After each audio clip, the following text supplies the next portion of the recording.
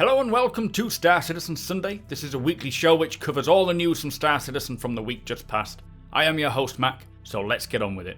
This week we get a great look into the state of caves. They show off the 300 series alongside the new customization system, plus we get to see progress on MicroTech's plants and subcomponents.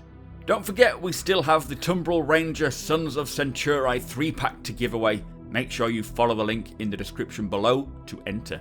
So on Inside Star Citizen this week, they firstly spoke about something to do with an Origin celebration event in the near future, something along the lines of the new revamped 300 series, and there may be some form of promotion going on, but we'll have to wait and see.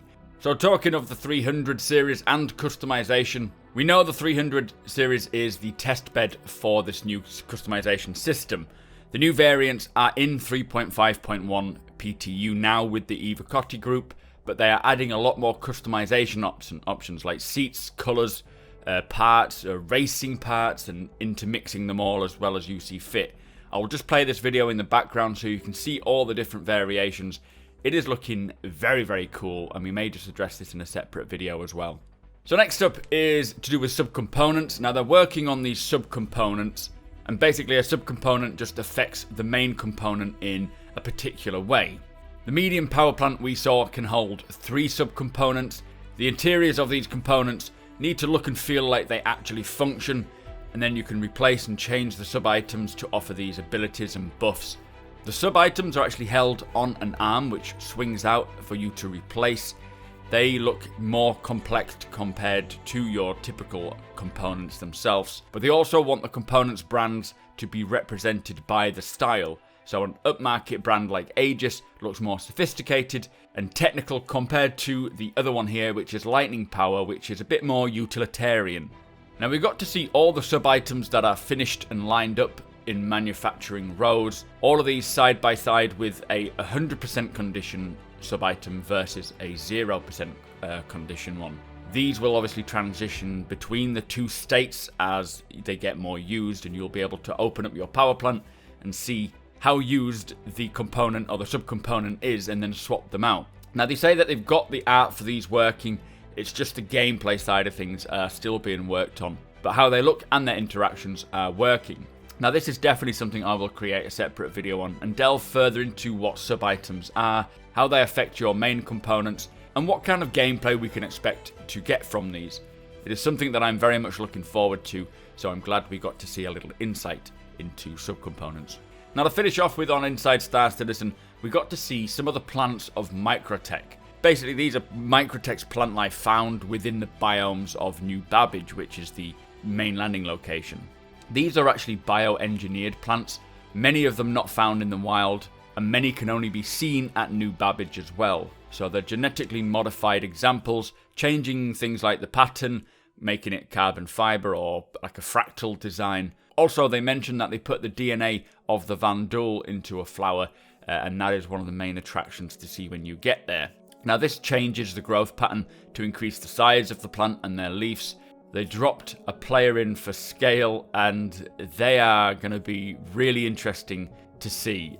Visiting MicroTech New Babbage for the first time is going to be unbelievable when we get to see these plants, and I can't wait. They did say they will have descriptions next to the plants as well, so you can check out what they are and how they came about, which I think, although it's only a small little snippet of the game, I think that's really interesting, and I'm looking forward to actually visiting MicroTech and seeing these plants and just taking them in for the first time.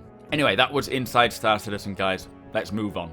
So, for Star Citizen Live this week, we had an hour-long presentation talking specifically about caves. Now, caves are currently in the R&D phase, but every week they have to update the team with videos and so forth.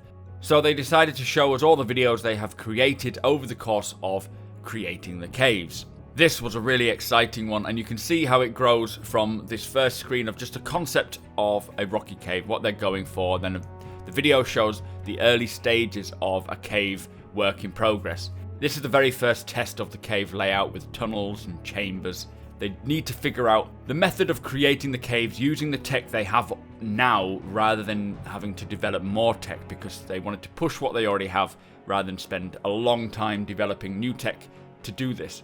They're using the layout tool which they use for truck stops and space stations. The difference is they're organic assets rather than these man-made assets like we see in space stations. The layout tech basically joins multiple rooms together, so they have all these organic assets. The tool just joins them all together, and then you can randomly generate the caves. This was actually a manually built, not procedurally generated cave to be used as a visual reference. The next one has a lot of crude geometry without textures, just getting the layout and the feel of the cave first, getting the quality and fidelity they are after for procedural caves. The tools allow them to spawn rooms at different distances from each other, but then attach them with procedural routes. This is a method for joining the rooms together. Very rough and early work in progress, obviously. After that, they then create a more natural connection, more organic, connected with some procedural assets within them.